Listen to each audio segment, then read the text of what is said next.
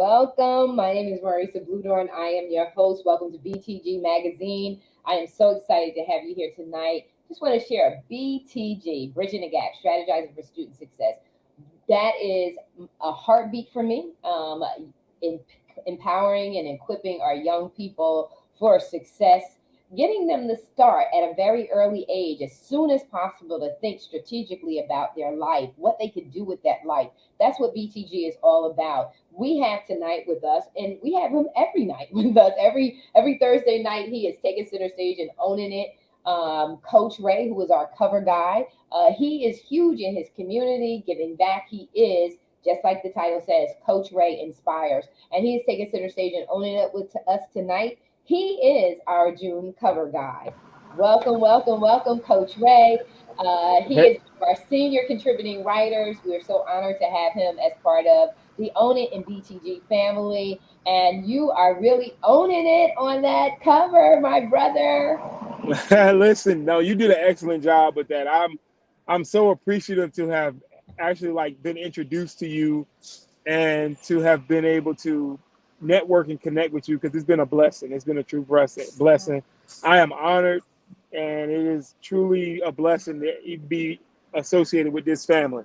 Coach Ray, you are inspires. So each time we're on the show Thursday nights, you are always, and you can feel your heartbeat behind the work that you do. You can feel how this is important to you and that's authentic to you. Um, and that's what it is. It's like-minded people just coming together and making this thing happen. And so I want to share with our audience about some of what you did. I snuck Dr. P in because I was just like, we can't let her not be in here at the start of the show. And if you guys listen, I love bloopers. I love, laughing and having a good time. If you guys noticed while you were backstage, I was talking and I said, we're not And live. you didn't go live yet. Yep, it's okay. So I'm sitting in the back and I say, well, you know what? We got to go live. So let's start this thing over again. But that's the beautiful thing about not worrying about being perfect, not worrying about, the bloopers, how we, look to other people. Because that's what our young people need to see with adults, that we are not striving to be perfect. We are striving to do our best and to make sure that we are in a healthy way, loving and encouraging and building one another up. And so, Coach Ray, I'm going to let you say in your own words, what was your inspiration behind this month? You wrote about fatherhood in the Own It magazine. You know that we're talking about cross Own It, BTG. We're talking about fatherhood. This is the month of June. We're focusing on our men and our fathers and why it's so important for them to show up in the family and show up for themselves, show up in the family as well as in the community. So share a little bit about what you wrote in your article. So I wrote an article about my father. Hmm. And most people who know me know that was everything. Outside of my mom, he was everything. He was the example that a young black male needed. Hmm. Through and through. Did he have his faults at times? Yeah, he was human. But when we're talking about fatherhood, that's one thing he didn't miss a beat on. That's one thing he worked a lot, and he had his own business, but he grinded for us. But even when he didn't have his own business, and when he wasn't, as successful as he wanted to be, he made sure we didn't lack. We didn't lack anything. And we grew up I'm keeping it 100, we grew up in the hood. Like me and my brother and my mom, we grew up in the hood. But when you walked inside of our apartment, you didn't think that. We didn't lack. We were the first kids on our block with a Nintendo. We always had bikes for Christmas. We always had, like, we lived in the hood, but you would have never known that walking in our place. And my dad was just that guy.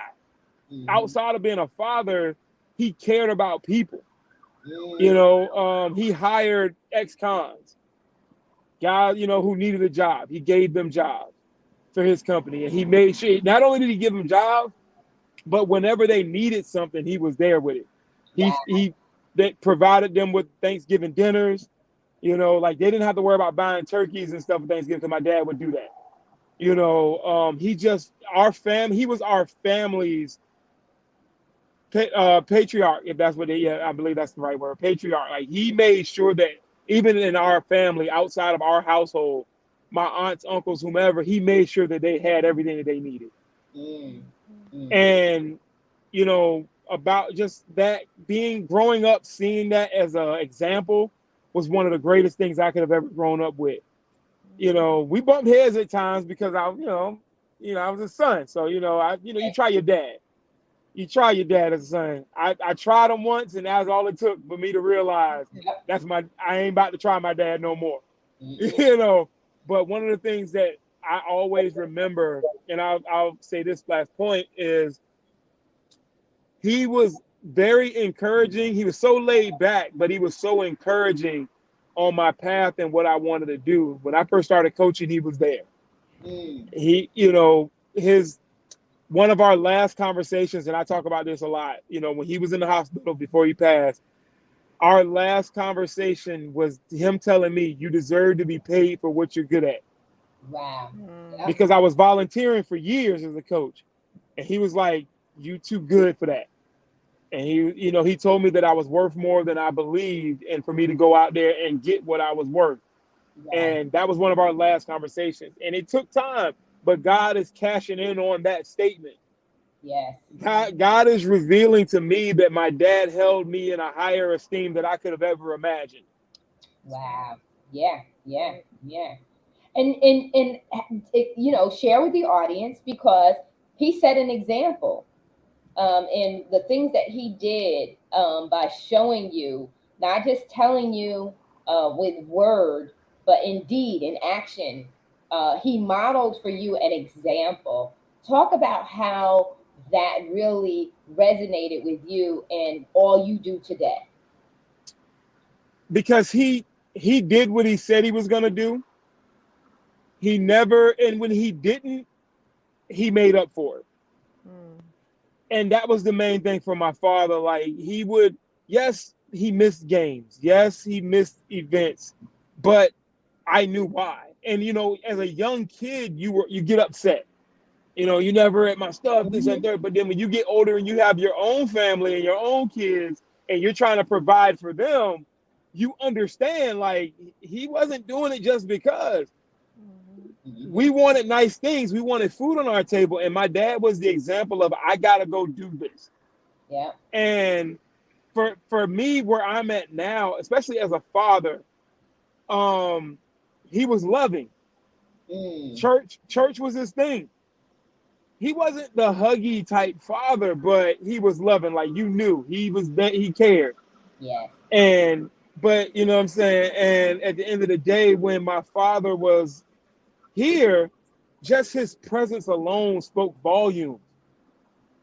When he walked into church, people knew who my father was, because that church, that big church that sits on Poplar Hall Drive in Norfolk, his hands renovated a lot of that building. Wow. My Wow. father did so much for the community that people have no idea. Like there's a plethora of stuff that I could run down that my father did in the community that people have no clue. And it spoke out to me because he was always willing to give all of him to everyone. And I worked for him for a while for his company. I had worked for him for 1 year, and I remember one day working for him, and every day we would go pick up all his workers. His workers didn't drive, so he picked them up for work himself. And so one day, I'm going to get lunch. I'm like, oh, Dad, I'm about to go get lunch. First thing he says to me was, "Did you check and make sure everybody else wanted something?" Mm. And so me, I'm used to I'm working at retail, so I'm like, my lunch break, I go with my lunch break. And Right. so my dad was like, see what everybody else want before you leave. Wow. That's And I love that's that kind of stuff. that stuck with me, because now I'm like, I'm going to get something to eat. Anybody need anything? Anybody want something? You know what I'm saying? Like it's ingrained in me to be a servant. My father ingrained in me to have a servant mentality. What Right. you think as a what I thought as a kid was some level of abuse, quote unquote, or some level of mistreatment. He Mhm. was training me to be a servant because that's what God expects. Right. Right. He expects us, and he wanted me to be a servant to my community. Yes. So that was what his example taught me, was to always serve people, even at your highest point. Mm-hmm. Still have the heart of a servant. Yes. Yes. Yes. That's right. Yes. Well, Dr. P, I asked a couple of questions, so I'm going to allow you to ask a couple of questions to our cover guy for June's BTG magazine. Coach Ray, you're making me think about the fact of what we definitely need today. And when you hear a man speak about his father in the way that you are, that's overwhelming because we as women, we kind of know, it's that daddy's girl kind of thing. So we know that role. But when men get to teach other men how to be men and that learning and that growing, that's what I'm just hearing. And I know, as you often talk about some of the students, the kids that you coach now, what do you think about the most that your father probably instilled in you that you're saying now, not only to your own kids, but to those that you've basically taken on a father figure to them? Because some of them wouldn't know what the love of a father is. So, what do you kind of find yourself reflecting on a lot with some of those kids? The balance, Okay, balance, balance. uh, balance, because that's one thing my father had, was balance. He could go now. If you got him beyond that tipping point where when he was going at you, you really did something. My Mm, dad didn't yell a lot, but you knew when it was time to tighten up. And for me, I had to kind of grow into that, because when I first got into coaching, I was the yeller, I was the fusser, I was that guy. But I had to realize that every kid doesn't know the love of a father. right. You are the father figure that a lot of these kids are gonna have. For I coach high school ball, so for 4 years, I'm that guy. And some of these other men have to realize you're that guy. So one of the things that I reflect on is you can be tough and firm, but you got to be able to nurture in the process as well. Mm-hmm. And I know people put nurturing off on, they say it's a woman's trait, which women are more nurturing, but a father's ability to nurture and be firm, Mm-hmm. so there's that balance, speaks volumes. Like I know, and it's funny, but like I know when the old saying is like, I'm gonna tell your father when he get home. Yep. Like that spoke volumes to me as a kid. And yes, my father spanked us, but my father, when he did it, he always gave us the explanation. I'm not doing this because I want to. I'm doing this here. I'm doing it because I love you. Mm-hmm. And me doing this is going to save your life. So as a coach, I'm tough, but I'm nurturing. I'm gonna fuss you out. No, don't get me wrong. I'm gonna get at you. Anybody whose kid is gonna play for me or has played for me. Believe me, I got at your kid, or I'm gonna get at your kid. But in the next moment, I'm gonna pull you to the side, and we're gonna talk this out. Or the next day, we're gonna sit down and we're gonna talk this out. And I'm gonna tell you why I was upset. Really important. I think about, I listen to how my brothers talk about my father, and the true test of it is as a man.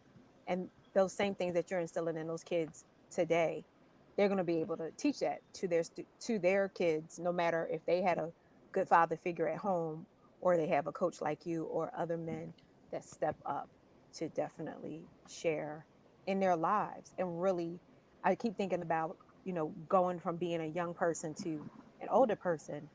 It's all about growing and developing and getting more mature.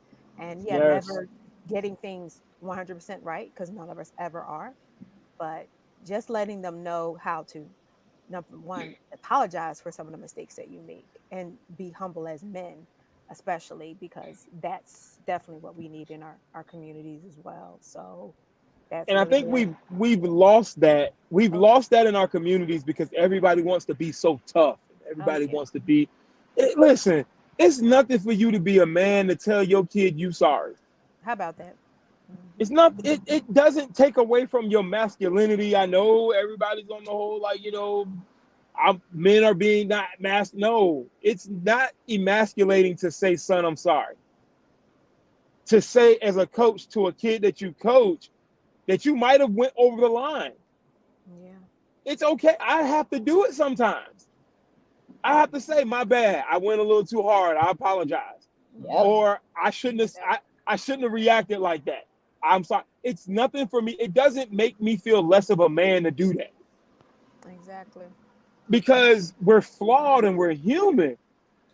So we're gonna drop the ball sometimes as leaders and as men. But when we fumble the ball permanently is when we think we're too big to say I'm sorry to somebody we wrong. And a lot of these young men need to see a grown man being willing to admit his faults Yeah. because we're in a culture now where accountability is dead. Yep. That's Here where we're you at go, now. coach. Here you Accountability is. go, coach. Yeah. You knew I was gonna open. You knew I was gonna take the lid off. Yep. We're in a culture now where Hmm. accountability is dead. Nobody wants to be accountable anymore. No. No. It's always somebody else's fault. Yep. But it's so amazing to just for a young man to be able to look at their father figure or their mentor and hear them say, "I'm sorry, I messed up." I missed it. Yeah. Because now you show them you're human. Yeah. Yep. Yeah. And it also brings it's healing, right? Yeah. So we wonder why there's so much dysfunctionality. We wonder why there's all these mental health issues. They're coming from the lack of love and nurturing and the needs that are met in the home. That's where a lot of this is stemming off of. Kids having anxiety is because parents are not making sure checking in with them. Hey, how you doing? We have to be very careful about because that's what I had asked you about on the top of the conversation was, hey, you know, your your dad didn't just talk about these things; he did them, and that's where kids don't listen to what you say; they watch and do what you do. And so parents, um, we sit our kids down and we tell them these things, but they're watching what we do. And if our kids are anxious, if our kids are having emotional challenges, it's something that we didn't take care of as parents. There's Hmm. something that's going on with our approach to parenting that are producing. We got to own those results. We got to own our part in this. But I want to go into because we got to own it. You can't walk away from it. We're not going to get healed Right. around it. But I just want to boast about how good you look on this cover. Oh my God, my God, my God. And I'm going to tell you, you look so good. BTG, big and bright, so you can all see it. Bridging the gap, strategizing for student success. Parents, we are talking to you. We love you. We're talking about these things, we're working these things out ourselves at our own different levels, right? So my children are grown, grown, grown, grown, grown, grown, grown, grown, grown. But I still have some things that I have to reach back and make sure that if anybody in the family needs to process something, we got to digress in our own agenda and we got to help them to process this thing. Yeah. Then not only do we have to help them process what we did in the past, we got to have changed behavior so that we're not reproducing and influencing the possibility of these same results. Because if we don't change our behavior, we're going to go back and repeat. And what we just did in rebuilding is going to be in the next generation. So we want to come to a place where we're bringing forth healing, we're bringing forth deliverance, we are freeing, right? We're freeing them up, and we're strengthening their emotional stance.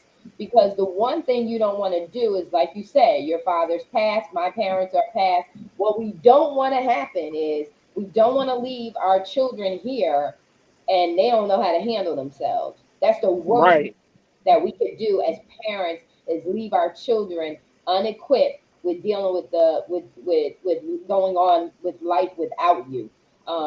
And that's so important. Talk to me a little bit about what the model of your father did for you as far as pride, because another thing we don't talk about, and I'm talking about healthy pride, being proud of your family, being proud, like you're proud. You can hear in your voice that you're proud of your father. You're proud of what he did. Yeah, there were some hiccups here. Yeah, there were some bumping heads. But I'll just say this, in the development stage, at the adolescent stage of lifespan development, there's going to be, it's natural, it's going to happen because kids at the adolescent stage are trying to rear off and become adults. And what parents don't understand is this rearing off, it has nothing to do with your parenting, has nothing to do with your parenting approach. It has everything to do with, this is the breaking off point.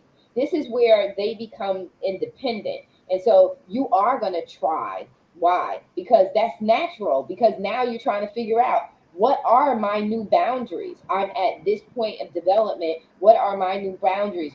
Where do I now begin to formulate who I am, not because I'm leaving the family, but because I'm becoming an adult and I'm going to be an extension of the family. Not that I'm leaving, but I'm going to be my own extension. So even though dad has this and he did this, I'm going to do some of dad, but I'm going to have my own twist to it. And so parents get threatened by this authority, this breach of authority, because they're looking at it like rebellion. But it's not rebellion. It is them coming into the fullness of themselves independent. Now they're trying to have their own voice. You taught them to have this. You taught them by you having your own voice and modeling your opinion. Now your kids are coming to a point where, no, you can't put that green shirt on me. I don't like green, right? So now your kids are growing and they're just articulating their independent thinking. And so I digress to say, what, you are so proud of your dad, and when you're speaking about him, how does that, like, how does that trickle over into your everyday life? Like, you're proud of him, but it trickles up because there's an energy to that pride that makes you smile, that makes you stand upright, that just does something to you that says you're kind of like invincible. That's what I want you to tap into when you talk about how your dad modeled that patriarch. uh, you know Mm. you know what I mean? How did he model that? And how did you feel emotionally? What was the emotional transfer to you? What was the benefits of that? The benefits of it, I would have to say honestly, is that I became whole through the process. I took the best qualities that my father had. I was able to witness that. I was able to be bear witness to a man who just cared beyond all things, just cared and loved God. And he came from a home where God was first.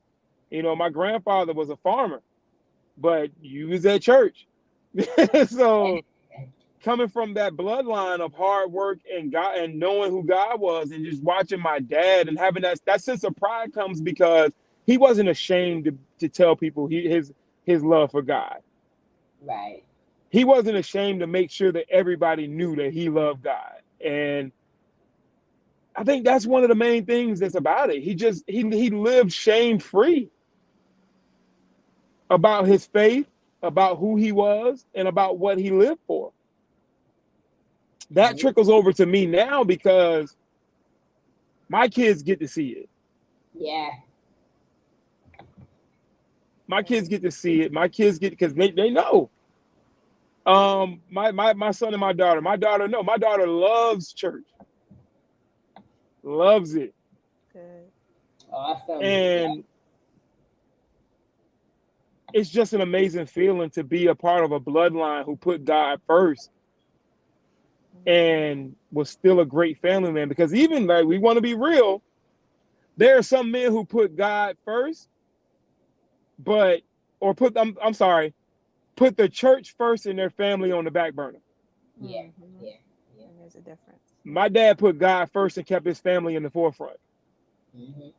and I try to embody that as a husband, as a father, as a mentor.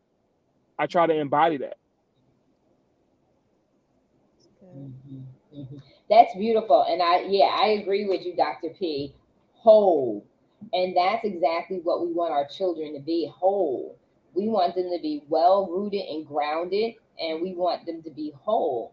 And that is something that we're not talking about. We're talking about so much stuff, but just the simplicity of how life was before. You don't throw the baby out with the bathwater. We talked about in a couple of shows, we talked about taking chores away and replacing them with things. Go do this, because we just want the kids away from us doing something, right? So it's put them in front of a TV, give them a game, get them away, but in not teaching them the discipline of routinely doing chores, you took away building life skills, Mm-hmm. discipline, an appreciation. Um, I talked to a gentleman today, and we were talking about core values, traditions, passing on traditions through stories. We talked about that and how we've lost that. Some people are doing it, but not on the scale in which we need it to be done. We need to get back to that sitting on the front porch and having those deep conversations about what went on in the family, how things went with the family, and what would we like to see done differently with the family. Teaching on intentionally traditional things that the family does, and passing on traditions to the next generation intentionally and on purpose. And so I agree. yeah, we need to get back to the storytelling. My uncle, Uncle Debo, he was the grill man. He was the grill master. So whenever my mom had any kind of barbecue, who was on the grill? Uncle Debo prepped the grill days before the barbecue. He just was the one. He marinated the meats. Meats had to be marinated, whatever his little secret recipes or whatever, he had the secret stuff going on. Well, he passed away very early. He passed away in his 50s, right along with my mom. So guess what? Those stories, any stories that they had, if they did not make it a priority, and I have to say that they didn't, if they did not make it a priority to when the family gathered to have these conversations. You're talking about, leading your, being, you being spiritual in your family. Well, my family, when they used to come to our house, and this is something I'm looking forward to getting back to, was I laid hands on them. We got in a circle, we prayed, I got the oil, I lay hands on them and prophesied over them, speaking over them. Now, some looked at that and they were like, Marissa, blah, blah, blah. But I tell you what, Mm-hmm. if they ever have an issue, I know for sure they know how to cry out to God in prayer. You can take me from this earth today, and they know how to cry out in prayer. We have got to transfer to the next generation. We've got to get back into transferring things that are quality, substance, nuggets of wisdom, groundedness to our next generation. There is no reason they should be in this highest level of anxiety, have an identity crisis. Fathers affirm their children. They are the one who established the identity. You walk around proud and empowered because of what you saw your dad do. It's honorable. Children want to be a part of honorable families. They want to be proud. They want to be proud when they bring their friends to their house. They want to be proud about who they talk about in their family. They want to boast, just like adults want to boast. They Mm-hmm. want to be able to boast to their friends about how great their family is. That gives them security. That builds up their self esteem. And that does not take money to do it. That does not take money to do it. You said, You, hey, listen, we grew up in the hood, but guess what? We made sure that things were classy, that we were proud of what we had, and you stepped into our. I listen. I know plenty of friends who grew up in the hood, and you go in their apartments, their houses, and their apartments didn't have one floor. Like these apartments had back in the day townhomes where they had multiple floors and multiple bedrooms, etc. And they were nice, and some nicer, like nicer than what I had. As a single parent, my mom moved all over the place. I don't know what it was about her. We always stayed in a house. We never stayed in the projects, but we weren't too far from the projects. We stayed in a house, and I think that was because of her upbringing. She grew up in a house, so her thing that she took away from her family was renting a home. And she didn't buy the home, but she rented a home, and we would stay in a home. But we weren't too far from any kind of projects or project settings. We were not too far from that. And you know, it's all about. It does not take a lot of money. It takes, just like you said, both parents, mom and dad, have a level of nurturing that they can give to their kids. But what is singing so much to my heart in regards to your story, Coach Ray, is how you hear in your voice the amount of pride that you take. And even reading in the article, your articles, because he's got a few articles in this month's issue. Um, Reading the articles, you see how much value you have for the community. And just share a little bit. We're going to close out, but share a little bit about the community project that you have with one of the individuals that you highlighted. Oh, so yeah. So Alexander Christine is my business partner. And her and I met when I worked at Renaissance Academy in Virginia Beach. So I was working at an alternative school, and that's where I met her at. She was actually she hates when I say it, but she was my supervisor. Whatever. Okay. Like I worked underneath her, but she'll always say, I wasn't your boss. I'm like, yes, you were. So because I answered to you, and but she had a passion for the community as a whole, and we saw each other's passion for it. So we both kind of like agreed, like, let's build this thing together. Right. I started out with the mentoring and the public speaking, motivational speaking. She started doing she wanted to build a nonprofit. So she wants to work with, food banks and helping families find food and, clothing and things like that. So that's where that kind of blossomed from. So it just kind of went from, like, we put our heads together instead of being so prideful and saying, nah, this is mine. We Right. both were like, look, we gonna build this thing up because we trying to do God's work and we trying Yes. to build this. Yes. It's not an individualistic mindset between us two, you know? And so that's where that community mindset comes from my dad and my uncle, who also I speak very highly of. Because those were the two men that showed me that value your community and help Amen. build it. Leave it better than you found it. Yes. Right. And so everything that me and my business partner do is to make our surrounding communities better. And that's what we do. So we do mentor trainings because I keep trying to tell people, like, we got a million people that want to mentor, but a lot of them don't know how. Yeah. And what we call in corporate, that's called train the trainer. Yeah. And that's Training. what I train the trainer. I Hmm. train the trainers. I train the educators on how to build relationships with their students. And I train parents on how to identify their kids' gifts. Wow. Because it's That's one good. thing to say, it's one thing for your kid to say they want to do something, but it's another thing for a parent to teach them how to nurture that gift into success. Mm. A kid can say, because most parents, they have an idea of what they think their kid should be.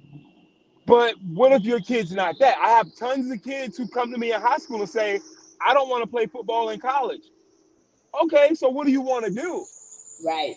So now, how do we teach these parents how to identify these gifts in your kids early so Hmm. that they're not wasting time being nurtured for a gift that God didn't send them here to do?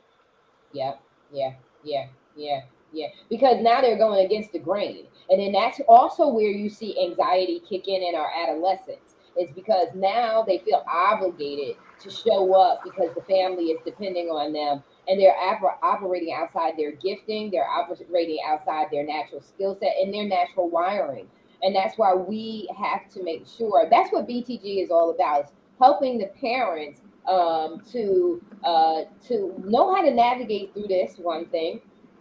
Two, talk to them about, topics that they need to really be focused on, having these have these conversations with your children. That's Yes.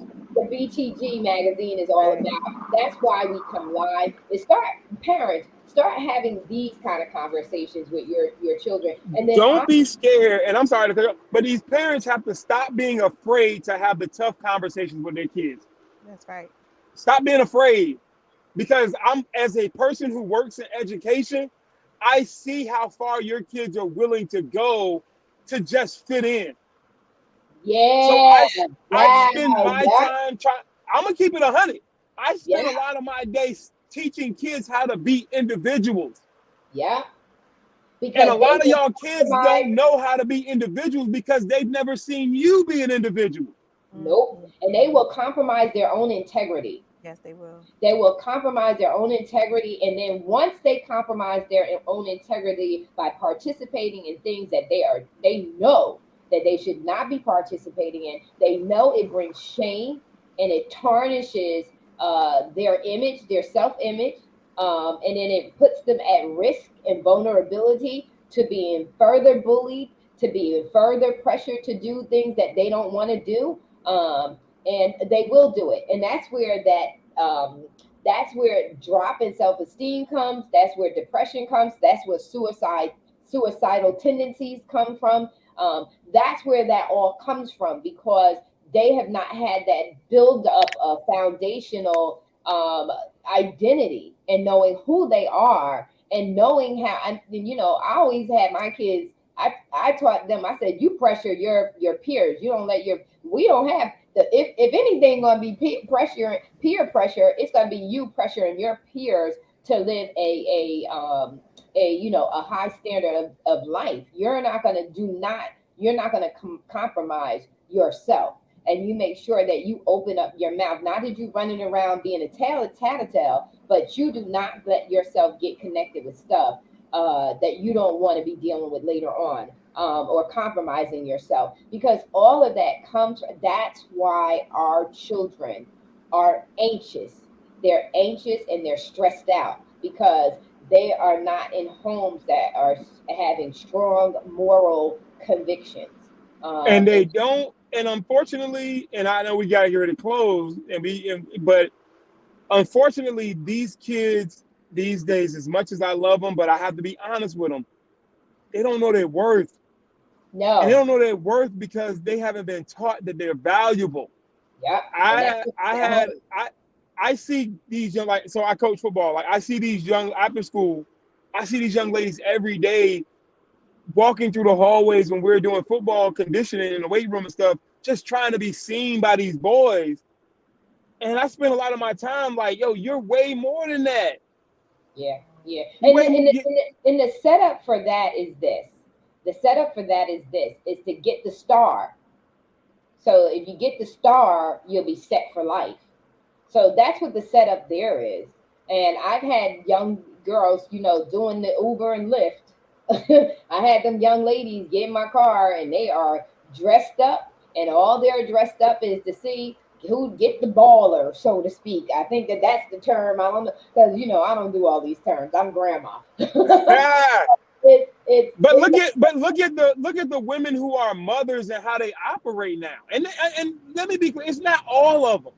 no, Let's it's be not. real. There are some great parents out here, Yeah, but they are being overshadowed by these ones now who aren't valuing their own kids. Look at how these people operate. A lot of these women, like, they don't want to operate under the mindset of actually building a family now. It's, I need somebody with some money. yeah, So a lot yeah, of these girls have, and it's like, we got to change back. We, like you said earlier, we got to get back to sitting down and having these conversations with our kids. yeah. We got to go back to teaching them about the value of themselves. and teaching them that they matter.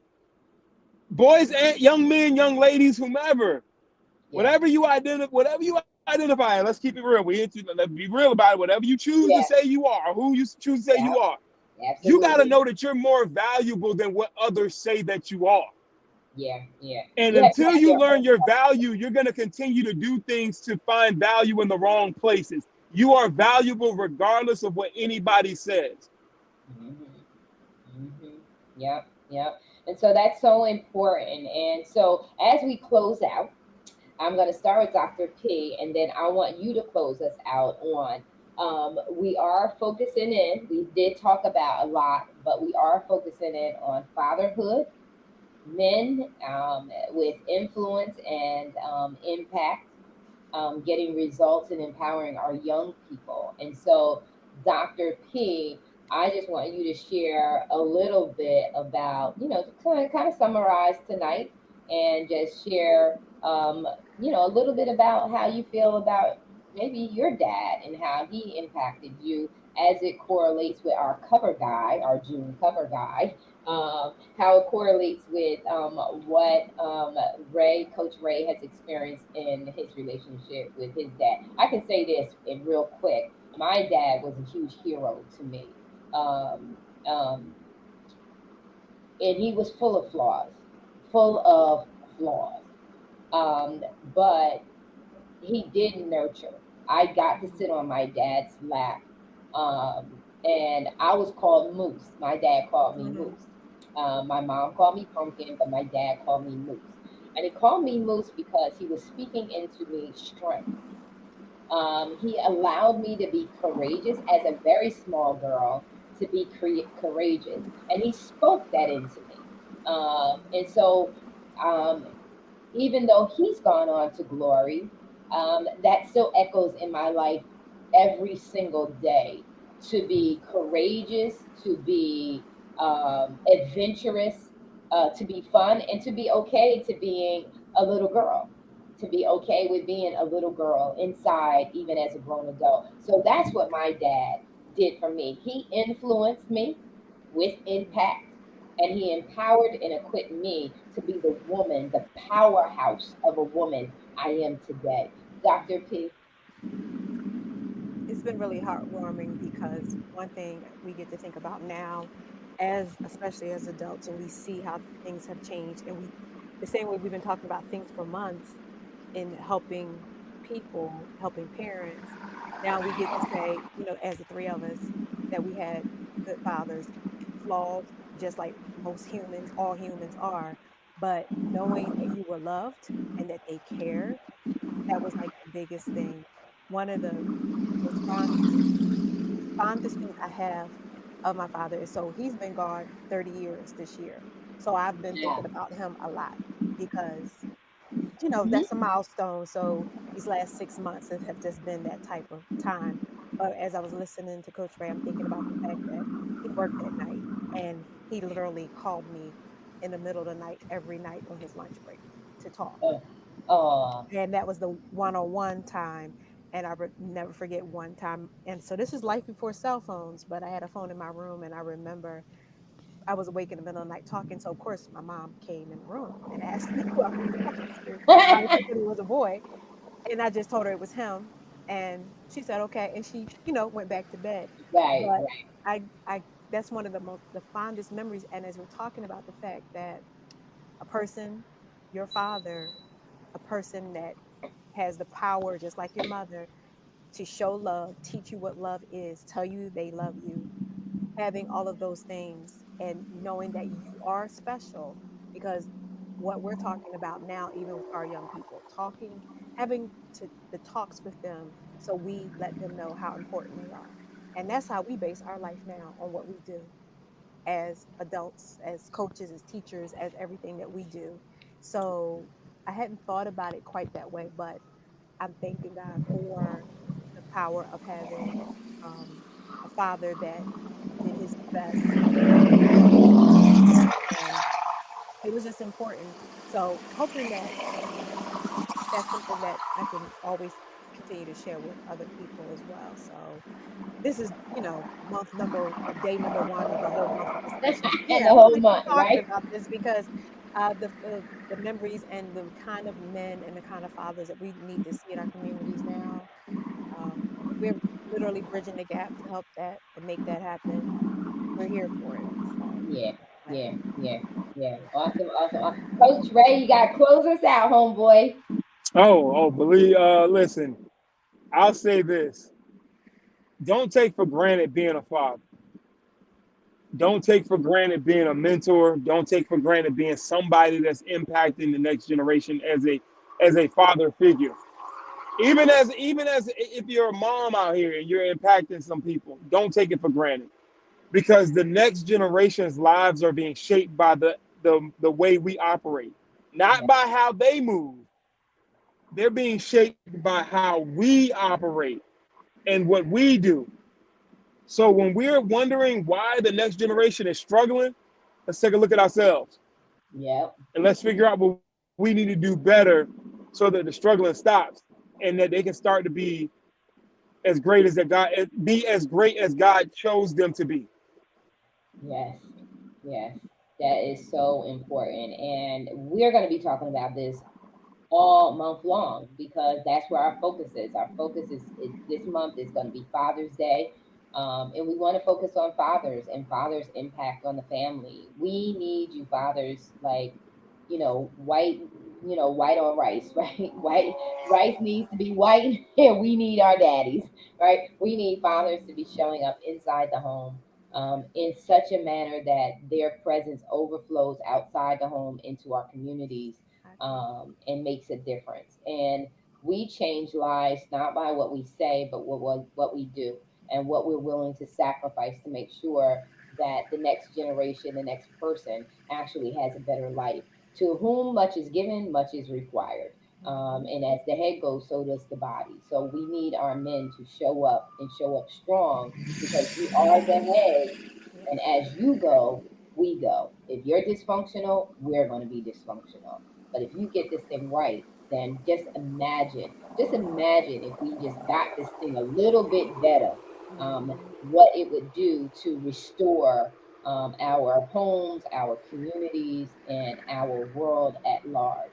So we want to give shout out to Miss BJ Martin. She just shouted out to the Own It family. We love you, sis. Thank you for chiming in and being with us. This was a phenomenal show, and we can't wait for next week. And we hear all that community action behind you, Coach Ray. Listen, it's been busy. I'm like, I finally got out of traffic and then I messed around and made a wrong turn and then I Oh, got don't lost you heading love home. that? I love it, love it, love it. Listen, it's designed to test your temperament. So just keep it cool. It's all good in the hood. Get where you got to go safe. We love you, ladies and gentlemen. We're out. Have a phenomenal weekend. Enjoy the weekend. Enjoy the weather. I'm praying that in the U.S. where you're at, it's nice. In the world, wherever you're at watching, we pray that you are having a funky good time. Those who are experiencing any kind of bad weather or anything, storms coming, we pray for your safety, divine safety, that you are safe and secure in the name of Jesus. But we are out, people. Love you. Have a blessed weekend. And until next week, we will be talking all month long. So if you know it's June, you know we're going to be talking about daddies. We're talking about fathers and fatherhood and men influencing. We're out.